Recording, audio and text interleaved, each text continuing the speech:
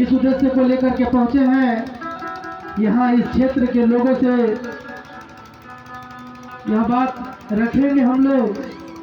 हम सभी बाहर से भी जो भाई बहन आए हैं, हमारा सबका कोशिश प्रयास कि लोग शिव को अपने गुरु स्वरूप से जोड़ने का प्रयास करेंगे। चलिए भैया बैठ चुके हैं, इनसे हम लोग अपने गुरु की चर्चा सुनते हैं।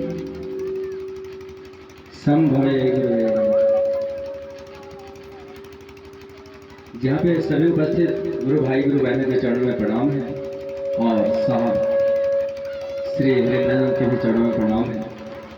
सभी को एक ही स्वर में प्रणाम करते हुए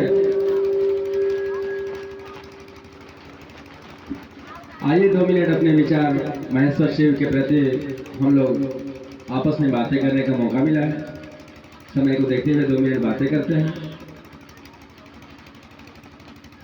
जितना भी यहाँ पे चर्चा दे रहे हैं सब जानते हैं कि दया चर्चा नमन 3 ही सूत्र हैं, सब लोग जानते हैं।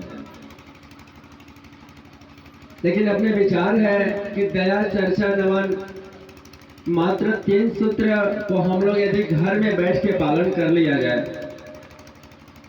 ज्यादा देर नहीं लगता है, आधा घंटा लगता है लगभग। महेश्वर शिव आप हमारे गुरु हैं, हम आपके शिष्य हैं, आप मुझ पर दया कीजिए, ऐसा बोलना होता है 5 बार 11 बार। फिर चर्चा करना होता है कि महेश्वर शिव जन जन के गुरु हैं, भगवान के भी गुरु थे, सब जानते हैं। फिर तीसरा होता है नमन करना, 108 बार का नमन कर लिए, कुल मिला के आधे घंटा आसपास में हो जाता है। विचार यहाँ पर यह है कि 3 सूत्र को यदि घर बैठ के हम पालन कर लेंगे आधे घंटा में, तो इतना सारा दुनियादारी करने की जरूरत नहीं था। बहुत सारे दुकान हैं, बहुत सारे खेती बाड़ी करते हैं। आप लोग आपस में बातें नहीं कीजिए, थोड़ा सा बस सुनिए आप लोग, क्योंकि महेश्वर शिव का कार्य के लिए हम लोग उपस्थित हैं। यही है कि दिमाग को कब से समझाने का प्रयास लोग हम एक दूसरे को कहते हैं कि मन को शांत रखना है। जैसा कि बता रहे थे कि 3 सूत्र को आधे घंटे बैठ के घर में पालन कर लेने से सारा समस्या का समाधान हो जाता, तो इतना सारा दुकान और खेती बाड़ी नहीं होता।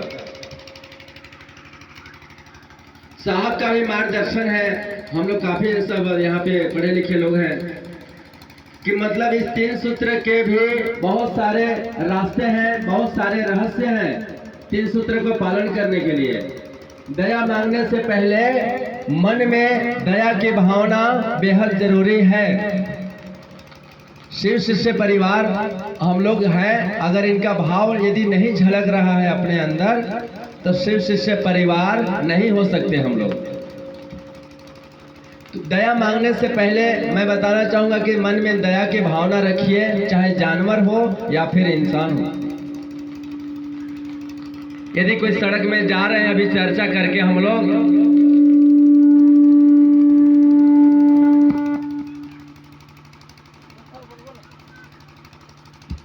हेलो, यदि हम लोग सड़क पे जा रहे हैं और कोई गिरा पड़ा हुआ है, तो हम लोग यही कहा जाता है, कुछ लोग ऐसे देखे हैं, अरे पी के गिरा होगा, चाहे जैसा भी गिरा होगा, छोड़िए उसको। हम लोग उठा करके सड़क से किनारे कर सकते हैं कि ताकि दूसरा गाड़ी वाहन न चढ़ा दे उसको। हम शॉर्टकट में बताना चाहेंगे आप लोगों को कि दया मांगने से पहले मन में दया की भावना यदि आप में है, तब महेश्वर शिव से आप दया के पात्र हो सकते हैं, महेश्वर शिव दया करेंगे। नहीं शॉर्टकट में दया मिल जाता तो फिर वही तो हम बताना चाह रहे हैं कि इतने सारे दुनियादारी नहीं होता। दया मांग लेते हैं, गलत काम के लिए भी दया मांग लेते हैं। तो सब सर्वप्रथम दया मांगने से पहले मन में दया की भावना रखिए। सीधा सा बात है कि आप मंदिर में जाइएगा फूल लेकर के, अगरबत्ती लेकर के, तब उम्मीदें रखते हैं हम लोग आशीर्वाद का। उसी प्रकार से है कि यदि मन में दया है तो दया मिलेगा। दूसरा है चर्चा करना, जो आपसे बातें करने का मौका मिला है महेश्वर शिव के बारे में। महेश्वर शिव गुरु हैं, दया करते हैं, सब जानते हैं कि महेश्वर शिव को आप भी गुरु बना लीजिए। अभी बहुत सारे भैया लोग चर्चा किए, हमारे अजीत भैया भी बता रहे थे कि महेश्वर शिव पहले से गुरु थे, भगवान थे, भगवान के गुरु थे, खुद भगवान ये भी थे। इनको हम लोग गुरु के रूप में पूजते थे। तो गुरु से हमको ज्ञान मांगना है, ज्ञान से हर चीज संभव है। हम लोगों को कुछ चीज मिल जाता है, वो टिकता नहीं है। वैसे ही पार्वती माँ को देखिए कि सोने का लंका बनवा दीजिए, बनवा दिए, लास्ट में वो बोले नसीब में नहीं है। आखिर रावण के पिताजी अनुदान में ले गए। आप लोग इस कहानी को जानते होंगे, बताने की जरूरत नहीं। कहने का मतलब कि महेश्वर शिव को गुरु बनाए हैं तो हमको ज्ञान लेना है, और उसी रास्ते पे चल करके हम महेश्वर शिव का कार्य करेंगे, तभी दया संभव है। नहीं तो दया वया मिलने वाला नहीं है। 3 सूत्र के पालन कर लेने से सिर्फ दया मिल जाता। आप लोग कहेगा कि भैया भ्रमित कर रहे हैं क्या कि 3 सूत्र से दया नहीं मिलता है? मिलता है, लेकिन 3 सूत्र में बहुत सारे रहस्य हैं जो कि आप लोगों को शॉर्टकट में बताया जा रहा है कि मन में दया की भावना रखिए, और आप लोग जब दया मांगते हैं उस समय मन को शांत रखिए कि ताकि वहां पर भटके ना कि वहां पे भंडारा या फिर फलाना चीज हमारे चप्पल जूता छूटेगा। नहीं तो इंसान इतना होशियार है ना कि मंदिर जाएगा और वहीं पे नजर रखेगा कि भगवान का मूर्त भी दिखे और चप्पल का सूरत भी दिखे। ऐसा ही होता है। तो बताइए कि दया कितना मिलेगा? इसलिए दया मांगने समय 1 मिनट मन को शांत रखिएगा। शांत रखने आप लोग डेली अभ्यास करिए मन को, उसके बाद आप लोग दया मांगिएगा, तब जाकर के दया मिलेगा। नहीं तो साहब 14 वर्ष तपस्या करके हम लोगों को मार्गदर्शन बताए हुए हैं। यहाँ पे 14 वर्ष उनमें लीन हो गए और हम लोग 14 सेकेंड भी मन टिकता उगता नहीं है। इसलिए मेन उद्देश्य है कि आप लोगों से निवेदन है, सबको यही बताइएगा जो नया चर्चा में जुड़ेंगे कि महेश्वर शिव के प्रति मन को शांत रखिएगा। इसी के साथ मैं अपने वाणी को विराम करता हूँ। हर हर महादेव, संभवे गुरुवे नमः। और चलिए, हम लोगों ने भैया से अपने गुरु की चर्चा सुनने का प्रयास किए, भैया बताने का प्रयास किए। चलिए हम लोग चर्चा को आगे बढ़ाएंगे, और चर्चा के लिए सुरेश प्रजापति गुरु भाई जो तातापानी से आए हैं, हम चाहेंगे वो हमारे बीच में आए, मंच तक आए और हम लोगों को अपने गुरु शिव से संबंधित बातें, गुरु की चर्चा समझाने का प्रयास करें। आज का यह 1 दिवसीय शिव गुरु मिनी महोत्सव का यह कार्यक्रम ग्राम पंचायत धर्म के इस धरती में संपन्न हो रहा है। सबका सहयोग, महादेव की दया है कि हम सब इस कार्य को कर रहे हैं। हम सबको समय मिला और शिव गुरु की दया से ऐसा कार्यक्रम या क्षेत्रीय कार्यक्रम हम लोग हर जगह पे करें, ताकि सभी जगह हर क्षेत्र के लोग जागृत हों और लोग शिव के इस गुरु स्वरूप से जुड़ें। क्योंकि आज का जो समय है यह कलयुग का समय, हकीकत कहा जाए तो इस समय का बात करें तो बार बार बीच में समय ही आ रहा है, क्योंकि समय बहुत कम है और इसी कम समय में सबको समय देना है। इसलिए समय अनुसार हम सभी भाई बहन समय निकालकर एक निश्चित समय बनाकर बैठे हैं, और उस समय को ध्यान में रखते हुए हम सभी अपने गुरु की चर्चा करेंगे। भैया बैठ चुके हैं हमारे बीच में, सुरेश प्रजापति भैया जो तातापानी से हैं, हम लोग इनसे सुनेंगे।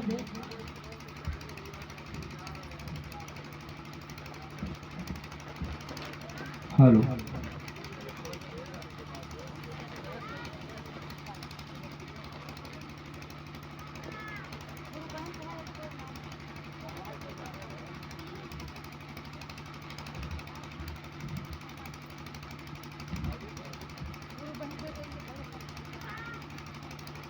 सबसे पहले देवाधिदेव महादेव के चरणों में प्रणाम करता हूँ। मेरा प्रणाम स्वीकार करें। इस कालखंड के महामानव वरण्य गुरु भ्राता साहब श्री हरिंद्रानंद भैया एवं शक्ति स्वरूपा दीदी नीलमानंद के चरणों में प्रणाम करता हूँ। मेरा प्रणाम स्वीकार करें। आज के एक दिवसीय कार्यक्रम में दूर दराज से आए हुए सभी गुरु भाई गुरु बहनों को प्रणाम करता हूँ। मेरा प्रणाम स्वीकार करें।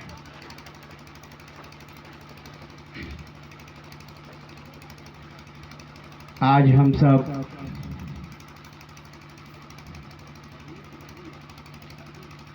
धर्मी के इस प्रांगण में हम सब महादेव की बातें सुनने और सुनाने के लिए आए हैं। यहाँ पर कोई वक्ता नहीं है। वेद पुराण से यहाँ बातें नहीं होता है। जो भी बातें होता है यहाँ केवल महादेव की बात होता है। शिव चर्चा के विषय में बातें किया जाता है। शिव से संबंधित बात किया जाता है। तो कहा गया है कि शिव जगत के गुरु हैं, जन जन के गुरु हैं, गुराभिपति हैं, आदि गुरु हैं, यानी महागुरु हैं। जब महा लग गया तो उनसे आगे कोई नहीं है। तो वही महादेव महेश्वर शिव को हमने अपने गुरु बनाए हैं। उन्हीं की बात कुछ सुनने सुनाने के लिए यहाँ सब लोग आए हैं। तो हम सब जो है साहब का दिया हुआ 3 बात जो है लगभग सबको अब जानता है। यह बात जो है साहब अभी तो हम लोगों को सबसे सस्ता लगता है कि 3 काम तो करना है, कौन सा बड़ा चीज़ है। लेकिन जब साहब जो है शुरुआत किए तो साहब के मन में एक जिज्ञासा उत्पन्न शुरू से था कि मैं कुछ लोगों को कर दिखाऊं। जब साहब 5वीं 6वीं में पढ़ रहे थे उसी समय से उनकी मन में एक भावना जगा कि मैं लोगों को कुछ कर दिखाऊं, मैं भी चमत्कारी कर सकूं। उसके लिए कहानी लंबा है। तो साहब के जो पढ़ रहे थे उस समय उनके मन में भाव जब जगा तो उस समय से ही कुछ साधना शुरू किए। तो 1-2 साल नहीं, लगभग 14 साल उन्होंने श्मशान की साधना किए। उस श्मशान की साधना में बहुत सारे उनको भूत प्रेत गुरु मिले, संतुष्टि मन में नहीं हुआ। वही हमको आपको तो उनकी बातों को जो कहे हैं उसी को बताना है। तो उनको मन में संतुष्टि नहीं हुआ तो आरा के गांगी श्मशान घाट में ही उनको महादेव मिले। साक्षात महादेव उनको मिले हैं साहब को। पहले मिले साधु के रूप में तो बोले कि मैं नहीं मानूंगा, जब तक आकाशवाणी नहीं होगा, आवाज़ ऊपर से नहीं मिलेगा, मैं नहीं मानूंगा, क्योंकि मैं बहुत ठगा चुका हूँ। क्या कि बहुत सारे भूत प्रेत उनको महादेव के रूप में आते थे और कहते थे कि मैं ही महादेव हूँ। तो वह ठगाते ठगाते ढिठा गए थे।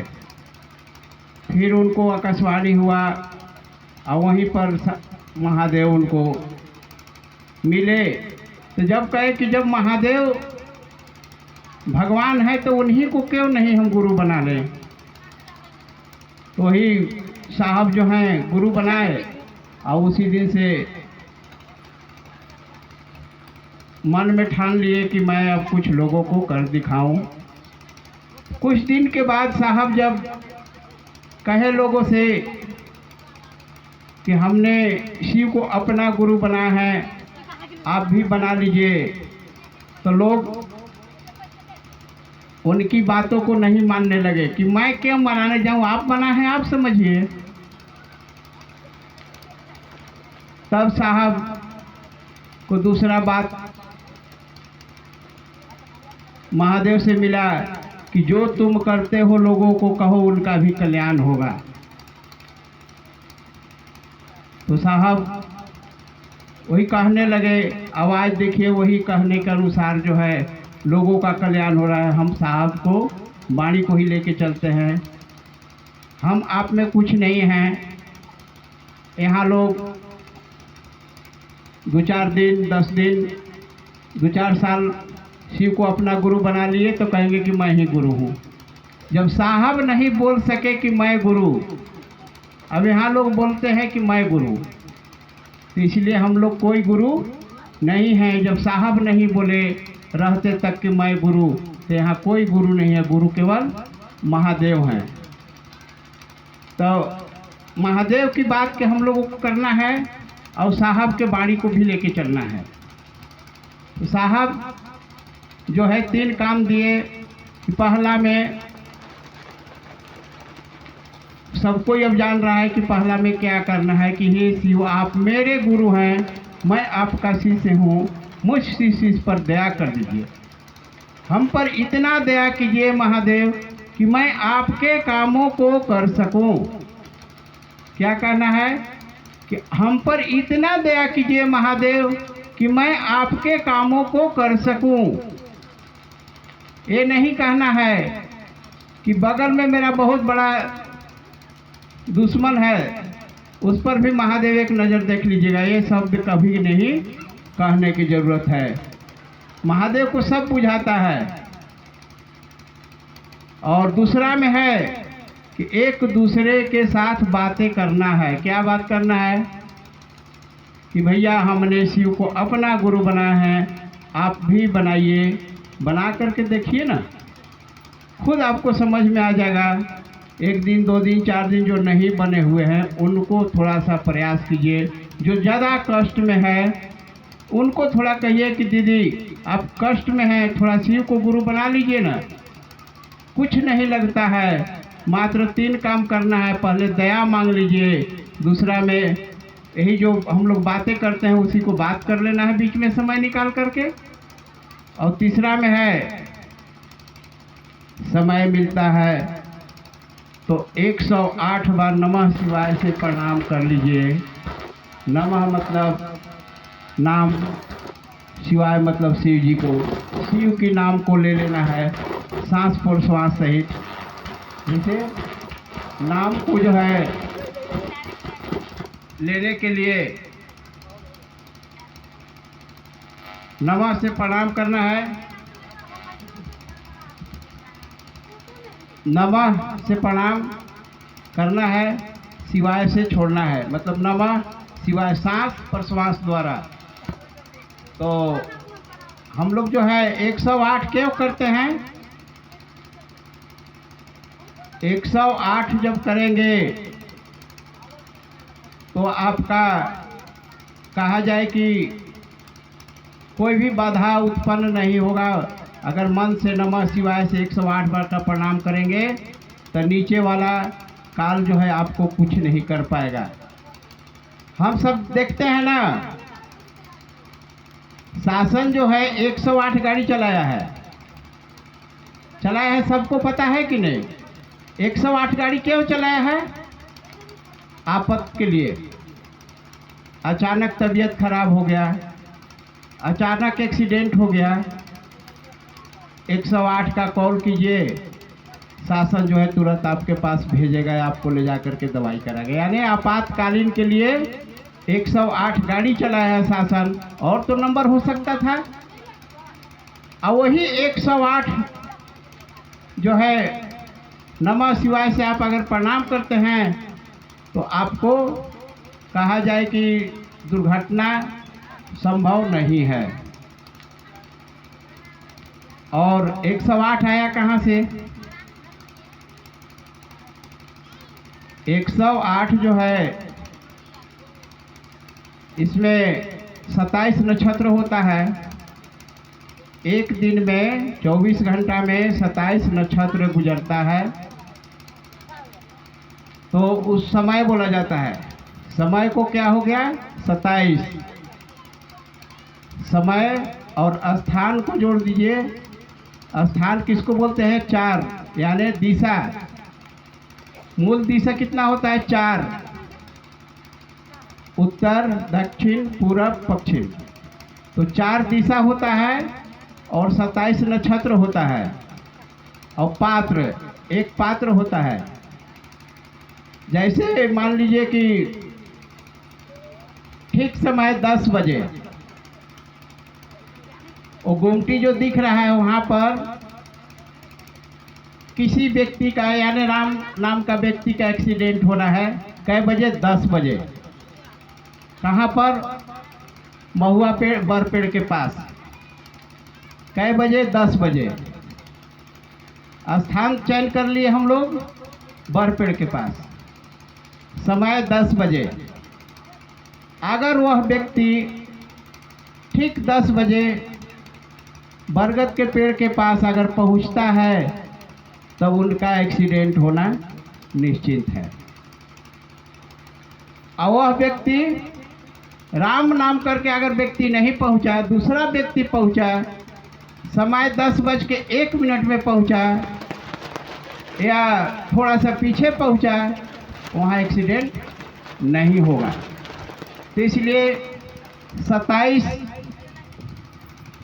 गुणित 4 करेंगे तो 108 होता है, यानी समय और स्थान 108 होता है। तो इसलिए साहब कहे हैं कि यह गुणात्मक होता है, जुड़ात्मक नहीं होता है। क्योंकि कर्म और फल, कर्म फल सीधा नहीं चलता, वो टेढ़ा चलता है। जैसे एक व्यक्ति कर्म करता है, 10 व्यक्ति उसमें लाभ पाता है, उसका फल पाता है। कोई व्यक्ति किसान खेती करता है, उसमें कितने लोग खाते हैं?